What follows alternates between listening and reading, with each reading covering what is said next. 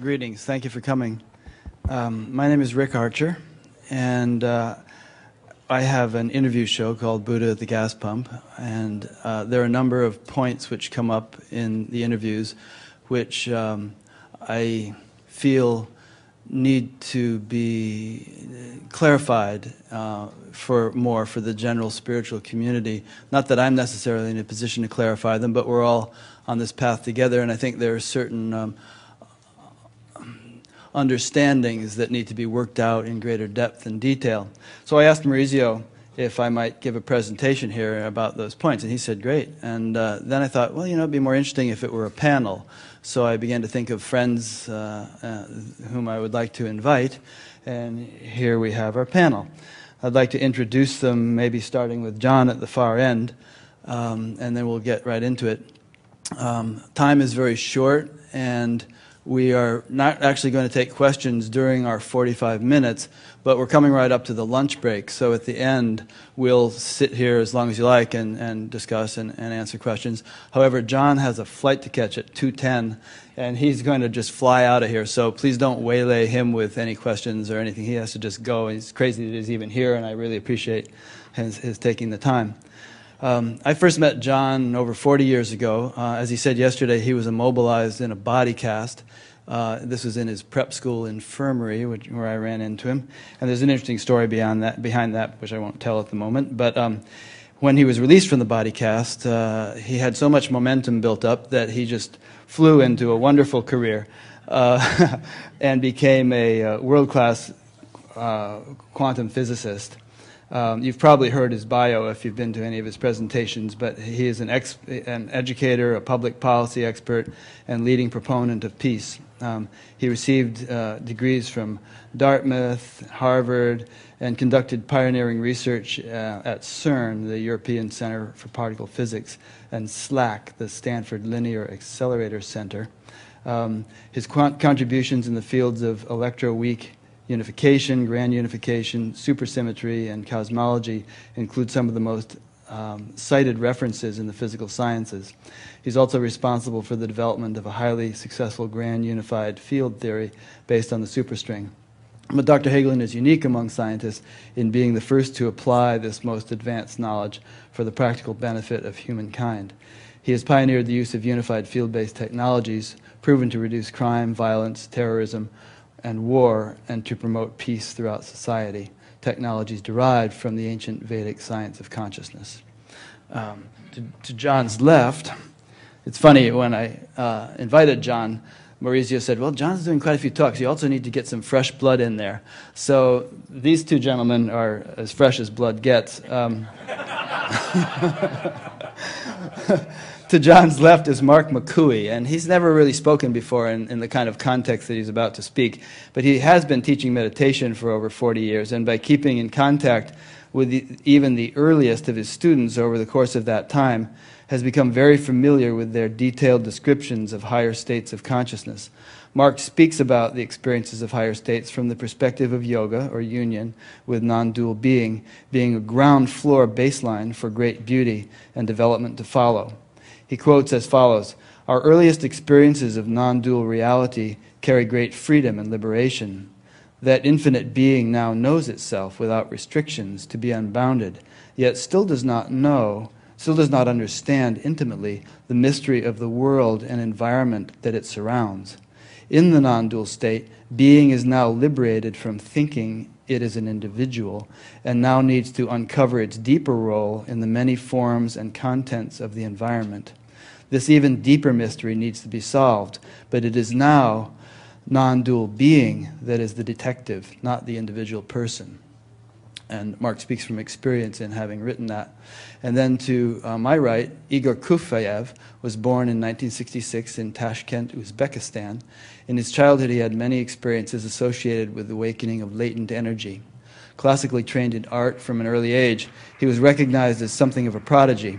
A one-time student at the St. Petersburg Academy of Fine Arts, Igor had his first solo exhibition at the age of 25, and by his early 30s enjoyed an international art career in London.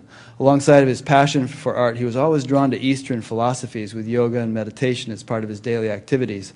At the age of 36, Igor had undergone a radical transformation of consciousness, which subsequently blossomed into spontaneous unfoldment of grace. He abandoned his art career, and for the next 5 years continued long hours of meditation, integrating expanded state of awareness throughout all of his interactions. Igor points out that awakening takes place on a cellular level, and it is the physiology with its nervous system that acts as a support for individual consciousness to mature into full enlightenment. It could be said that his methods are rooted in Tantra, having studied such diverse traditions as Vedanta, Tantra, Sufi, and Zen. He remains elusive to categorization, saying that abiding in a state of spontaneous absorption transcends the boundaries of any given truth based on intellectual grasp of ultimate reality. Kashmir Shaivism became the focal point of his interest. Its transcendental physicalism appealed to his down-to-earth creative sensibility. Unique to that tradition, of the doctrine of Spanda had been verified by direct experience in perceiving the world as a throb of pure consciousness in the heart of his own. He's referring to his own experience here. He readdresses the question of free will in non-dual awareness and responsibility that comes with the realization that the manifested world is not an illusion, but pulsating with infinite possibilities, reality itself. So that was a fairly long introduction to everyone, but I wanted to give you their background. And Igor is going to speak first, and then after he does, I want to just bring up a few of these points that I mentioned kind of bug me that are out there and perhaps need a little bit deeper discussion. And then all of us, John and Mark in particular, will address those points. So, Igor.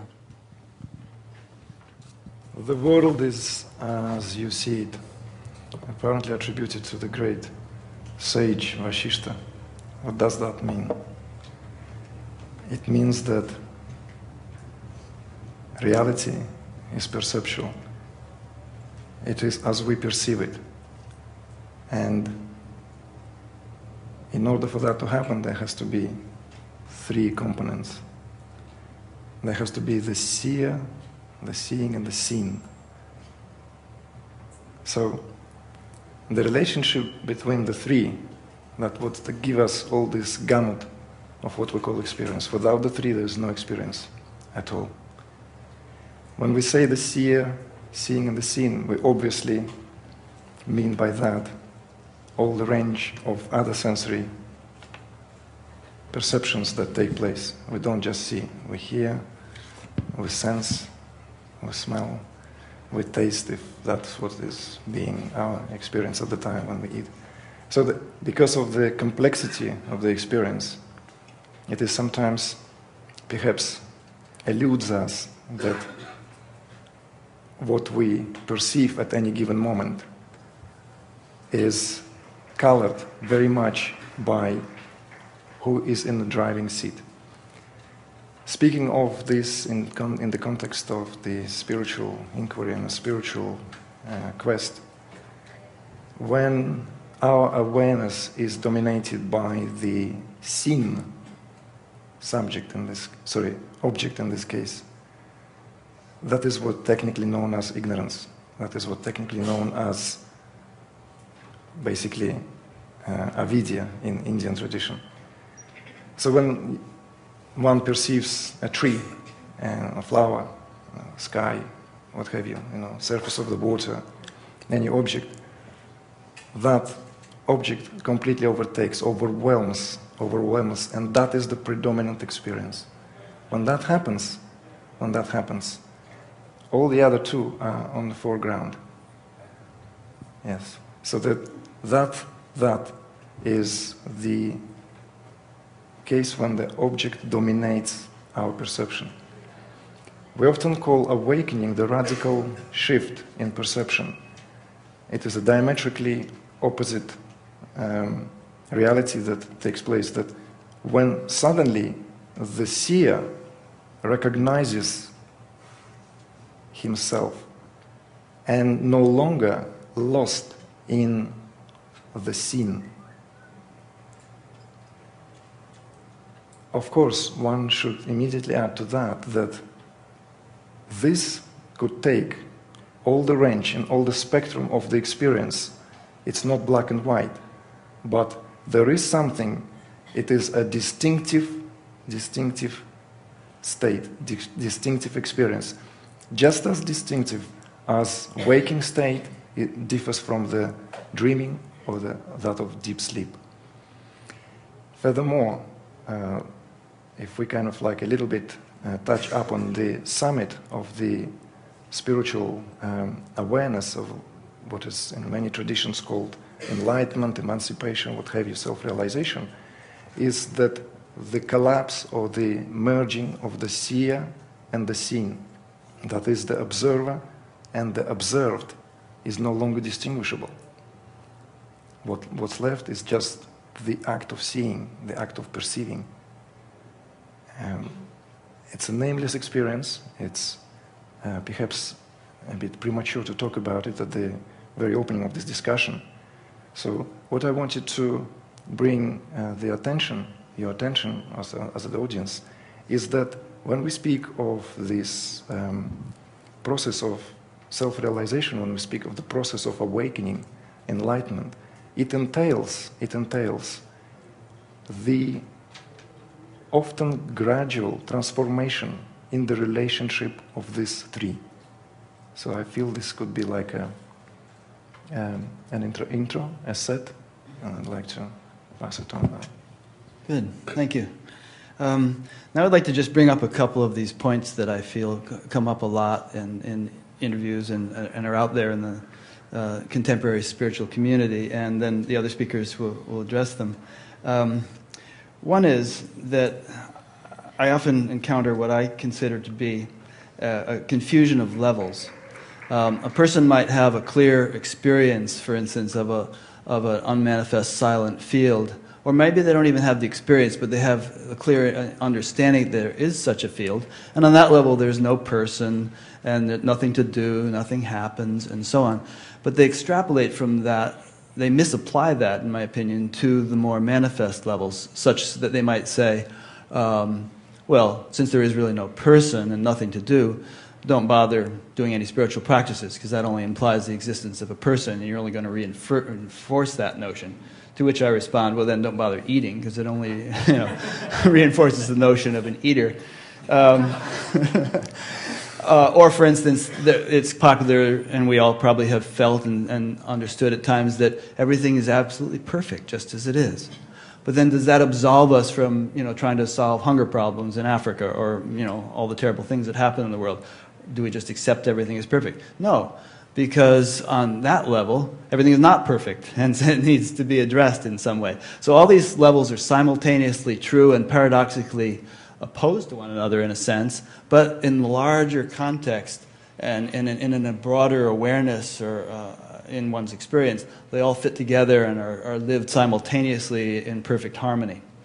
There's a second point which I'd like us to address, which I think was articulated nicely by a wonderful gentleman that I interviewed a couple of months ago named Francis Bennett. You may have remember him if you watched the interviews. He's a Trappist monk, and he was in the monastery for decades, and then had this profound awakening and decided it was time for him to leave the monastery. And he was living life in relative obscurity, but after the interview, he said, I'm probably still getting, and this was weeks after the interview, 40 to 50 emails a day from people asking me questions who I would guess have maybe had a momentary glimpse into the absolute reality, or at least a relatively clear conceptual grasp of it, and then it fades and disappears. It seems that many then cherish a memory of this experience and form conceptual philosophical beliefs around the memory. They then try to convince anyone who will listen that they are fully enlightened, which I am often relatively sure they are not.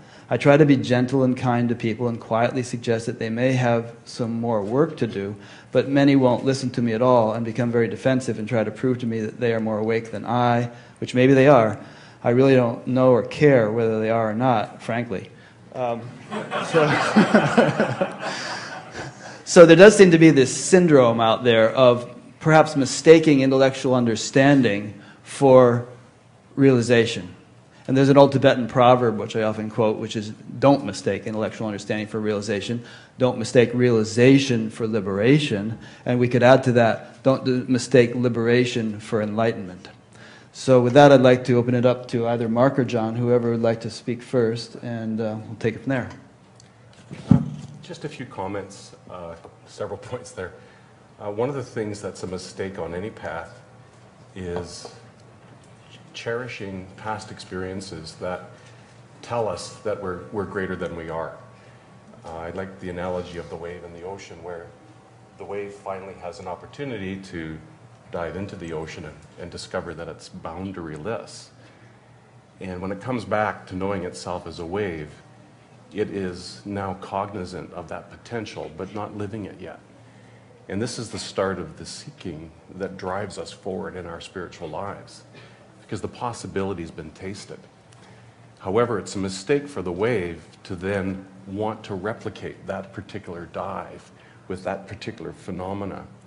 And I find with my meditation students, if, for example, they were sitting in a certain room with certain incense and the blinds were pulled and they had a certain music going on in the next room and they had a great experience, typically what they'll try to do is put the same incense sticks there. And in other words, they'll try to replicate both the environment and the inner environment.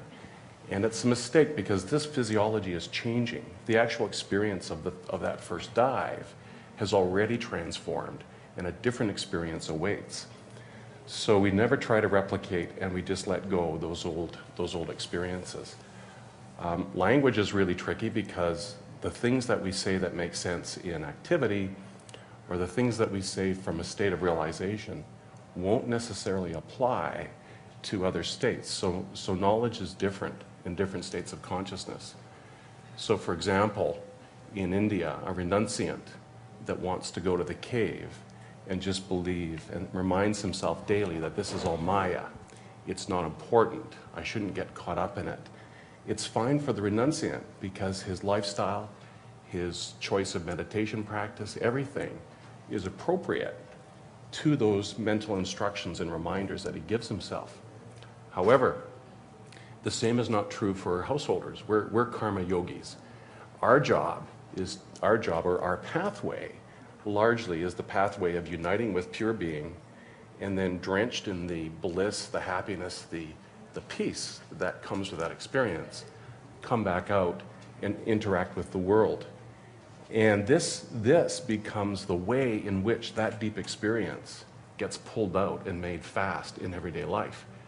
Because the action after meditation, we regret. We regret because the experience fades and we say, oh, I just had that beautiful meditation and now, my wife's yelling at me to come to dinner.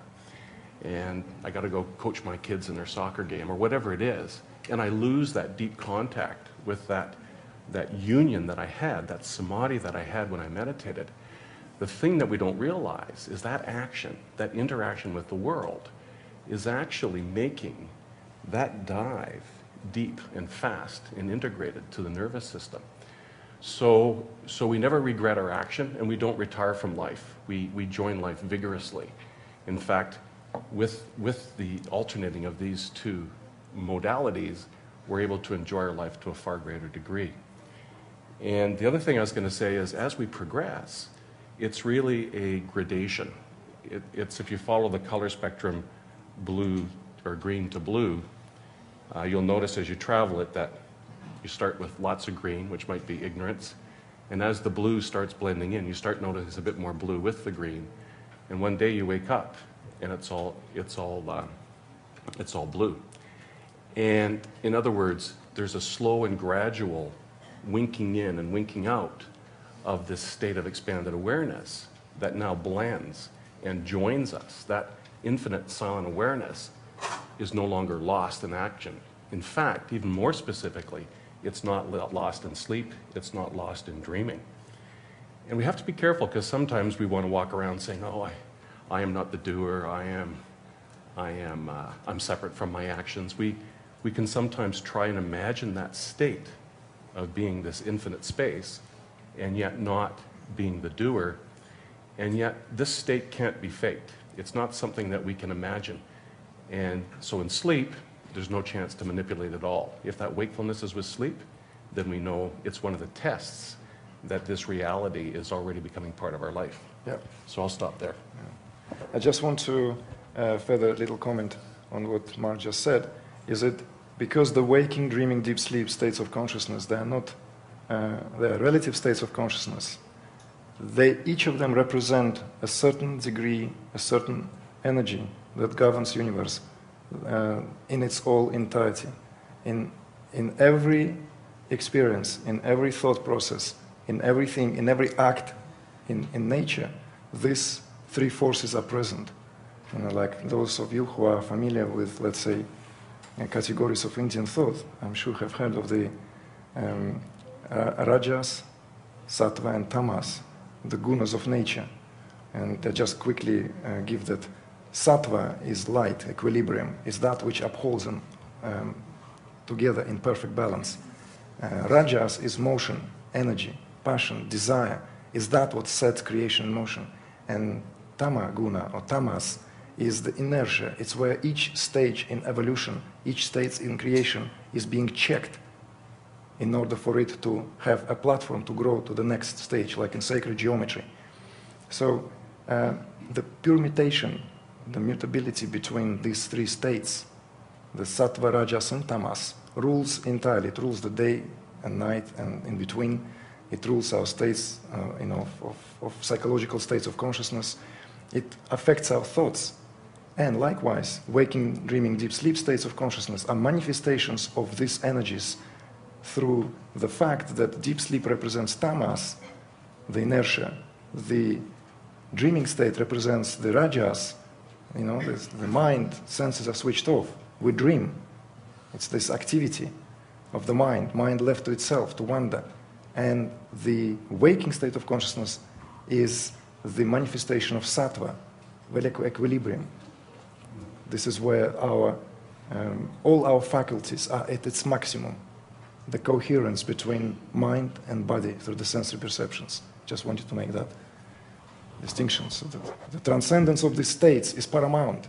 We cannot talk about full awakening and full enlightenment unless all three are transcended and the witness abides in itself.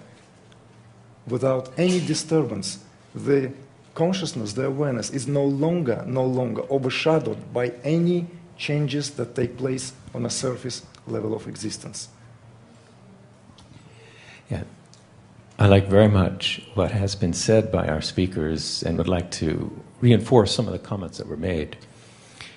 There are many certainly here who have had at least momentary realization of the nature of the self as free, as unbounded, as removed from the day-to-day ephemeral changing experiences of waking, dreaming, sleeping. And that experience itself can be, to a degree, liberating, because all of a sudden you're saying, I had no idea that my being, my existence, transcends any temporal experience. And it has nothing really to do much with this body, this environment, this vocation, these responsibilities, these ups and these downs. So that can bring a degree of peace and assuredness and a little bit of a sense of inner stability, inner invincibility, because there's at least some recollection, some memory that though these things come and go, at some level I am beyond it all and inherently pure bliss. And there are people who are satisfied with that experience. It's a very satisfying experience, and may even think that, well, I'm among the cognoscenti. I know the reality. But at that point, the knowledge of the reality is an intellectual reflection. It's a memory. And that, memories, beliefs aren't much of a thing. Beliefs, thoughts really aren't much of a thing. What is a thing, what is important, is one's living experience, independent of our rationalization or intellectualization about it. It's just the experience of life.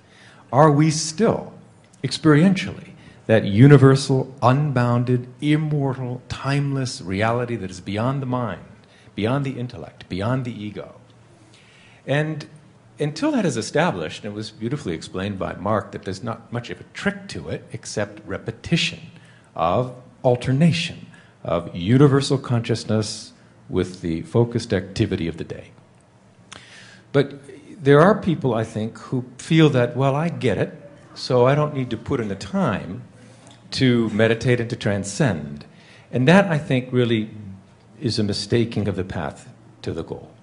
And so at that point, one really should keep going, because that universal consciousness, the more it's infused to be a permanent feature of the actual brain functioning, of living life, the more life is elevated, and the more we are free, the more we're living enlightenment and not thinking about it. And these days, what's interesting is that the brain science has come a long way. It's still extremely primitive, quite frankly, in terms of really getting to the basis of what's going on and why, how the brain is able to sustain this experience of universal awareness. That's a big deal for this little piece of meat. But somehow or other, the brain is so exquisitely constructed, and this is a whole other subject for a lecture, but so exquisitely constructed that it's designed to resonate in that universal wholeness of life. And that differentiates us, for example, from a lizard that doesn't have a brain that is designed to resonate. And that you can look at the structure of the brain of the human and see the difference, and how this is set up to mirror, to mimic universal being. How the structure of the brain mirrors the unified field as now understood by physics, for example. But in any case, the point is to keep going, and you can actually look at the brain and see whether somebody is really living unbounded awareness during waking, dreaming, sleeping, or not. And that's helpful. That's helpful, because it takes the whole thing from the level of, well, I'm experiencing this, and you're not. It makes it a little more objective. But for our own acid test, if we don't carry around an EEG machine, which you can buy for about $100 these days, you have to learn how to use it, that's a different thing. But for our own edification, what was just mentioned by the last two speakers is that it's possible, perhaps during waking activity, we could kind of imagine or convince ourselves that we are beyond all of this, I'm not overshadowed by this, and it can be simply a mood. But when you're in the depth of the deepest point of sleep, there's not a whole lot of self-trickery going on in that state of consciousness. If during the depths of sleep, or in anesthesia for that matter, if the light of universal consciousness is undimmed, if the sense of universal self, witnessing the mind and body sleeping, established in bliss and immortality, a cosmic witness to the drama of dreams, cosmic witness to the inertia of sleep, which is a wonderful state of consciousness if you're awake to experience it, by the way. It's really underrated. Or a cosmic witness to the mind and body engaged in waking action. That's a good acid test. And that's really a sign that you can not stop, I should say, because at that point you have liberation. You are free from the binding influence of action, free from the intense dramas of the ups and downs of life in the absence of the stability of the self. But really, life evolution doesn't stop there. And I noticed that Rick differentiated mere liberation, as I tried to yesterday, from full enlightenment, in which the separation of self and non-self eventually dissolves in one grand unity, in which all of this is experienced as nothing but that universal self. Beautiful. Let me just cue right into what you want to say, I think. I get emails from people who say, I'm totally awake, or I'm done, or whatever. And I always say, maybe not. Maybe there's more yet to explore. And it's also very much in vogue to say, stop seeking, give up the search. And in a sense, that happens at a certain stage in which, I think Mark can address this beautifully, the individual yearning, striving, desperate, unfulfilled, I gotta get it thing goes away, but the adventure really just begins then. The exploration really begins in earnest. And we might spend our remaining time exploring the territory that we might traverse from the stage at which the pure awareness is maintained 24/7, as John just described, to whatever, that unity that he alluded to. Just a few comments. In that first experience of undifferentiated pure being, along with activity, there can sometimes almost be a depression, if you will. And what I mean by that is one is felt to be so separate that the normal things in life that motivate that entice us, that draw us into heavy socializing or ambition at work or whatever, those driving forces disappear because the nature of the self now knows itself to be the ocean. The ocean doesn't really care about the wave, to be perfectly honest. The ocean is self-sufficient. However, the ocean this expanded state of awareness doesn't yet understand what this phenomenal world is around it because it feels separate. And it doesn't really know what the construct is. How does this all come into being? I now know myself to be free. I know myself not to be trapped by these forms. But I don't really know what these forms are. And then starts the most beautiful march of understanding led by the heart. And this is the true place for Bhakti Yoga. This is where the heart starts to open up and appreciate the absolute divine beauty that exists in everything around us. And that divine beauty we can see clearly because the stress of everyday life is no longer obscuring, impacting, and dampening the ability to see what's really in the environment. And it's an experience of deep appreciation. And that appreciation, love is really just deep appreciation. When you love your wife or your kids, it's because you see so many more things about them that you appreciate that other people don't see. And what happens is this appreciation for the detail, the fine structure of all of nature operating becomes a sense of devotion, and worship is a strong word, but it's a sense of reverence for everything that we see around us that grows into a desire or a merging with that beauty.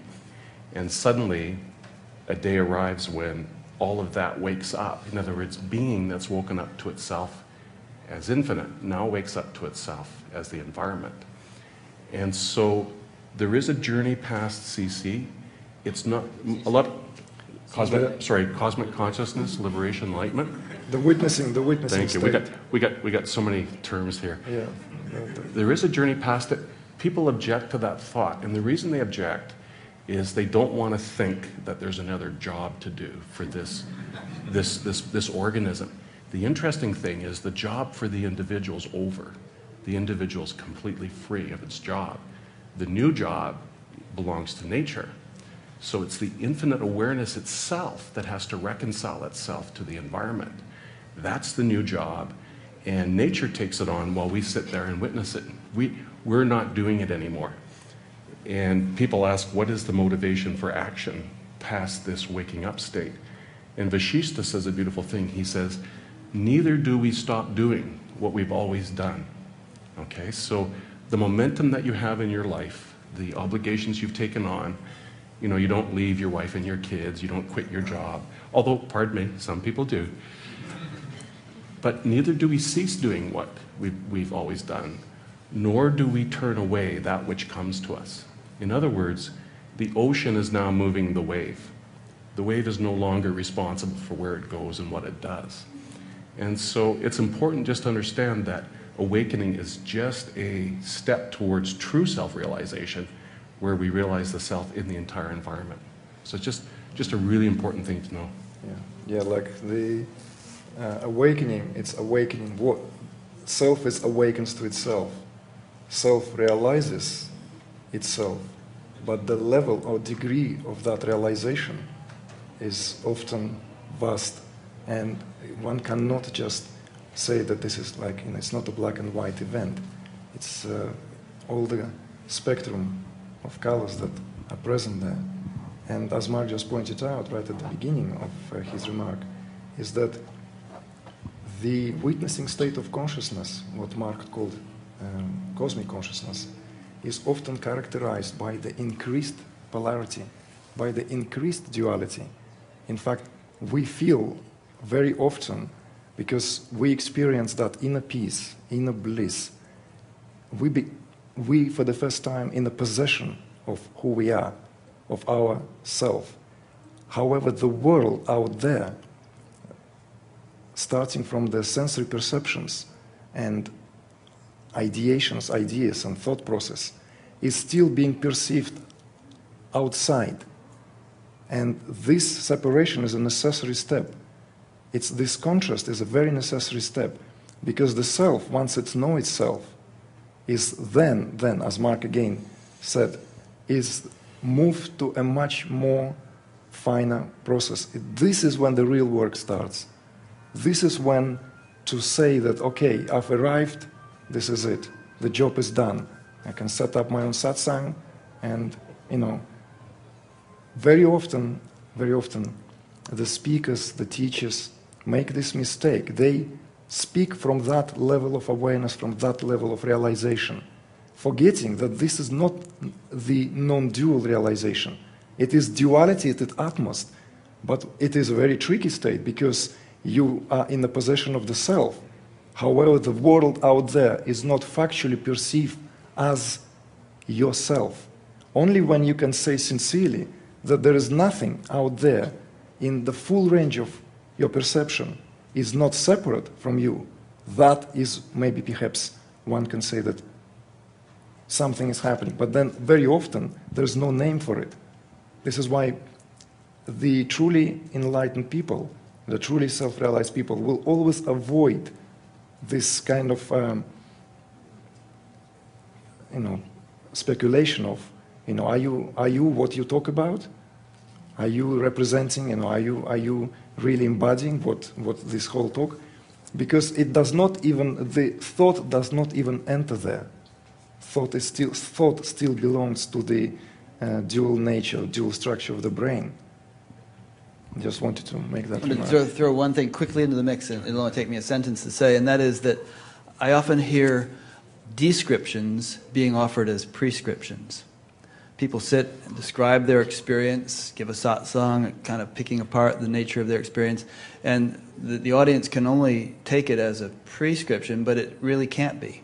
So, please. That's a very useful point, because there are a lot of enlightened people who've achieved their state of enlightenment through any possible means, even through no means, just basically by merit of birth, gifted with a very intact nervous system, and they're experiencing unbounded awareness. They're living in the eternal now, and they look at somebody who's filled with stress and anxiety and places to go, and they just say, I know what your problem is.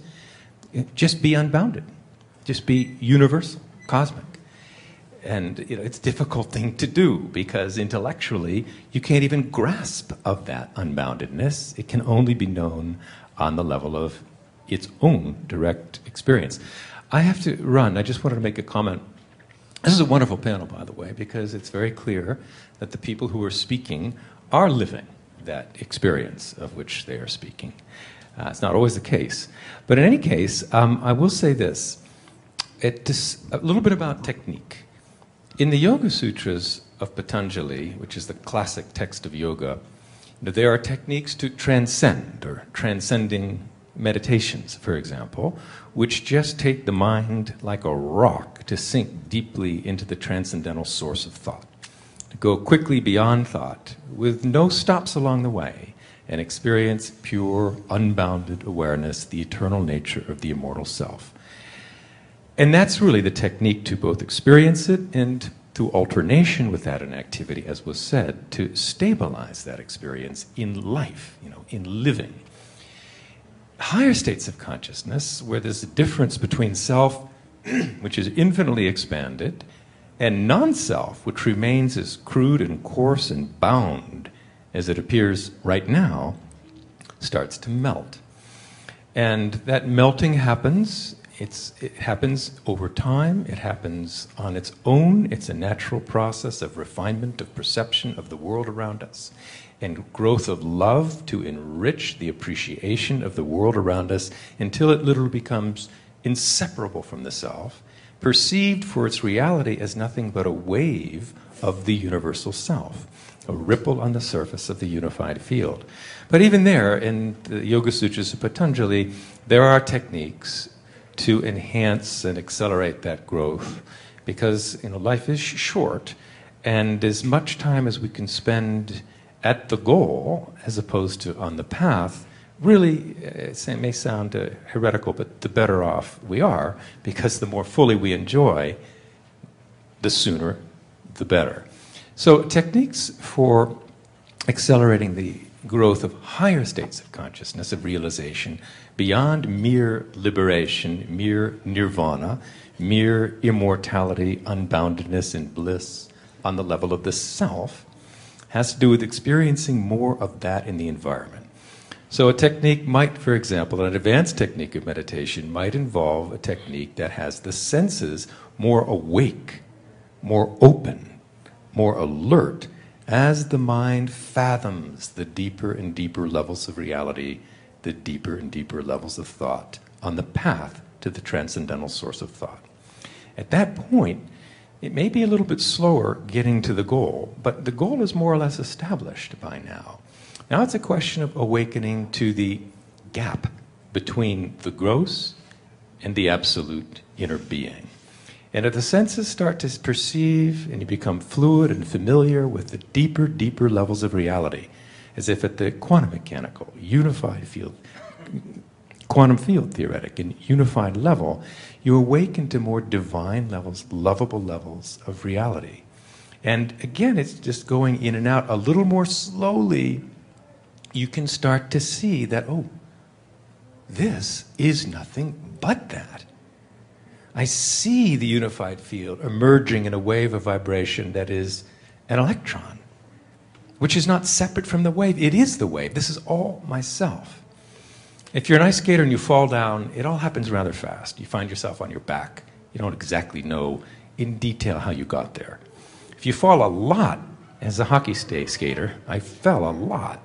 You actually get very used to the process of falling and actually can protect yourself on the way.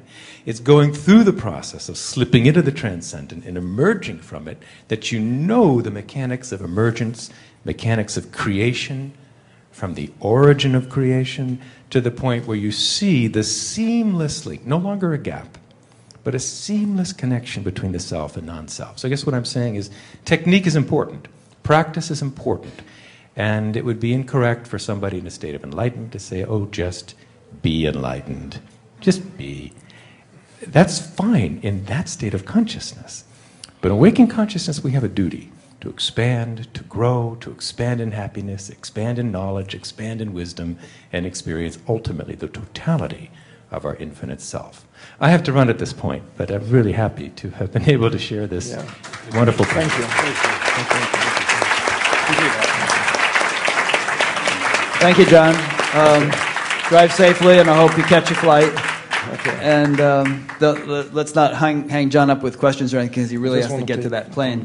But it's officially, this is just about over. It's about 12:30, but now is the lunch break, and we're happy to sit here for as long as people like to discuss and take questions. John's mic, whoever wants to hand the mic around to those who'd like to ask a question, the one on John's chair could be used for that.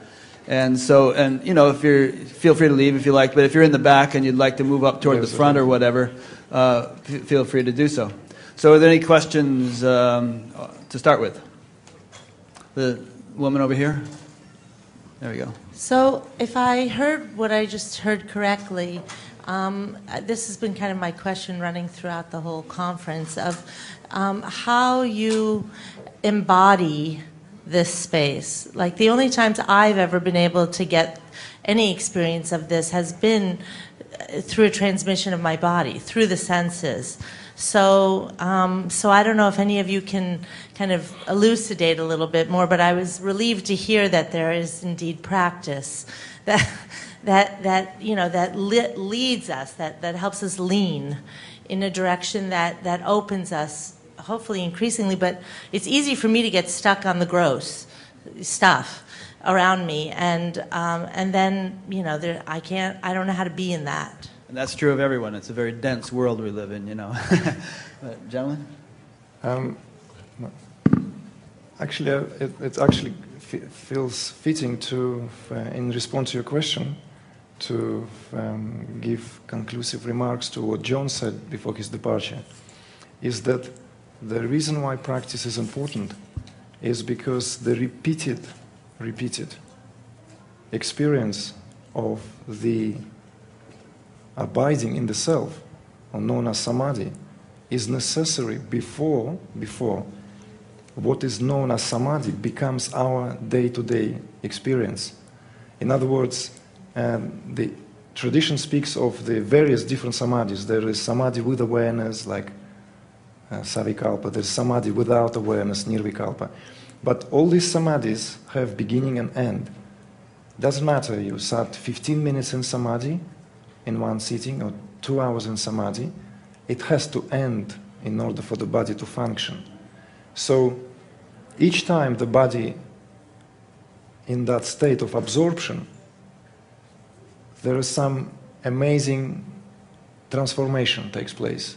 And many traditions speak of that transformation in terms of because the metabolic activity becomes nil. There's nothing happening on that level, which opens up vast space for the actual transformative place to take place, because metabolic processes always overshadow. It's like our body, even when we are asleep and when we rejuvenate, even when we don't do nothing, is constantly busy, is digesting, assimilating, digesting food we ate, digesting thoughts we had. So when samadhi takes place, there's none of that happening. There's no physiological functioning. There's no digestion anymore, so to speak. There's no necessity for anything. There's no necessity for breathing. Breath, in fact, becomes suspended. Anyone who has ever experienced samadhi, one of the most amazing things about samadhi is that your breath, incoming and outgoing breath, at some point becomes suspense. There's no breathing whatsoever. This is the real meaning of pranayama. All people who teach yoga, they put emphasis on, dozens of different practices, and they have their purpose and their role. But the actual aim of pranayama is the full suspension of breath, not holding it at force, as some also mistakenly understand. But the real tradition of pranayama, the real essence is that when there is no breathing, and then a space between the breath, exactly. The space between the breath, as many scriptures say, that's where the Brahman resides. That's where the absolute, that's where the pure consciousness is. And you are in that space, and you are that space, you are that. So that's why repeated experience of samadhi, that what oils the nervous system, to then embody it in the waking, dreaming, deep sleep. While we eat, while we make love, while we listen music, while we run, doing our morning jog, it is uninterrupted. Tradition calls that sahaja samadhi. I'm sure many of you have heard of that. Ramana Maharshi spoke a lot about sahaja samadhi. The distinction, sahaja samadhi cannot be practiced, but path towards sahaja samadhi can be practiced. Because sahaja samadhi is not practiced as such. You can sit down and create the conditions whereby you experience samadhi. The previously mentioned, that when you experience that state of full absorption, yet it has to terminate in order for the body to function. In sahaja samadhi, when we're in sahaja samadhi, the body can function fully. It's fully operable. And this is what perhaps you were saying in terms of that is when the bliss of the self is on the level of the senses. Senses not only no longer overshadow, they become willing participants in that dance of love, in that dance of life. The senses no longer the obstacles. They take a full engagement. They took a full part in this whole process. I might mention that one finds at that stage that dynamic, challenging situations, whereas they once might have been more trying and more difficult to maintain any sort of serenity, become even more fascinating because the contrast increases between the inner silence and the outer dynamism. So running through an airport can be like an amazing experience because here you are in this cave of silence with all this crazy stuff going on. It's very interesting. Yeah, very apt. The only thing I'd add is part of your question is how do I easily slip from this coarse, crude world into this state of samadhi? Like, I don't think it's easy to do that. And, I have 4 kids, I got a business, I have all kinds of stuff going on. I just want to know that I can get there. Yes, the answer is absolutely yes. The question you have, slipping into samadhi requires the use of any one of your senses. whether it's a sound, whether it's visual, whether it's touch, and so forth. And so there are techniques that allow, for example, I use a sound-based mantra meditation. Like mantra. A mantra. Properly used, though, because a lot of mantra meditations keep the mind focused on the surface level. Whereas, properly used, a mantra meditation will allow you to follow the finest sound from its obvious gross level to a refined level where it's infinite. And where the mantra is infinite, so too is your awareness. And so if you've got a busy life, you need to do some homework and come up with that type of powerful yet simple meditation. My wife and I raised 3 kids all through, you know, and you know that as soon as you start meditating, they're knocking on the door, and you know that there's going to be screaming as soon as you start, and you know all the things about life. Or just when you're about to meditate, the phone rings and you know you have to go pick someone up or whatever. So life can't stop being lived. We just have to find the simplest way to slip into this state so that it repetitiously starts to grow in our lives. I just want to add one thing, is that it's very important that that you have this understanding that it is indeed difficult to go into Samadhi. However, you are in Samadhi even now. There is no other way. Samadhi is the background of our being. Our being springs from Samadhi. We do not create Samadhi. We do not reconstruct. Samadhi is not some kind of a special state that we're trying to get into. Samadhi is becoming who we are. That's what Samadhi really is. Awareness of that removes all these outside, let's say, trials, although there will be a lot of errors, but at least we remove that, you know, that what it requires is to be. When I understood that on a meditative mat many, many years ago, it took tremendous amount of pressure of meditative process. I suddenly like, that's what this is all about. Meditation is spontaneous process. All of us are sitting here in a soup, in the ocean of meditation. We all are already in that state of transcendence. However, what covers or abstracts or obscures or eclipses that is the fluctuations on the surface of what Mark talked earlier in the talk. It is the wave, the surface of the waves. So we don't do anything. It happens on its own if we are using the right circumstance, a right setting, you know, and appropriate, let's say, methodology.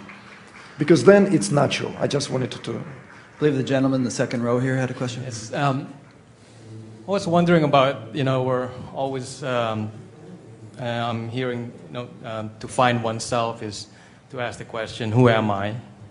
And so when we look for this self, though, it's not there. So, I mean, even at the beginning of the inquiry, or even in the exploration, it's really difficult already, because the thing that's looking for that self is also non-existent. And the thing that you're looking for is also non-existent. So how could you actually explore that? Something that exists, you're looking for something that's supposed to exist. You feel it, you experience it. I mean, you experience it, but when you look for it, it's not there. How could that be? How can something that doesn't exist? So who is the you that experiences it? I'm asking you that. No. I'll tell you why I asked the question. It's very important. There is some state of awareness necessary to have an experience. Okay, The so we know prerequisites for Atmavikara. Yeah. we know that you are conscious enough to even ask this question. Absolutely. We know you're conscious enough to have this interaction.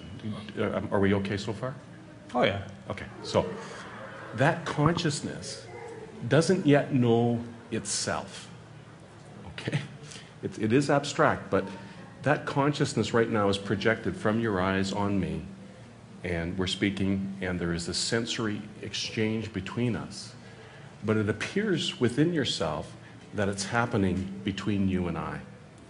Now that consciousness that's doing the interaction doesn't yet know that it's infinite. It hasn't yet woken up to its infinite potential, its knowledge of itself. So when you say no one's there, I'd like to change it slightly and say something is there. That something is awareness. It's not nothing. It's something enough to notice itself. It's sounding very abstract now when I get to this place. But this apparatus is capable of having infinity know infinity through this apparatus.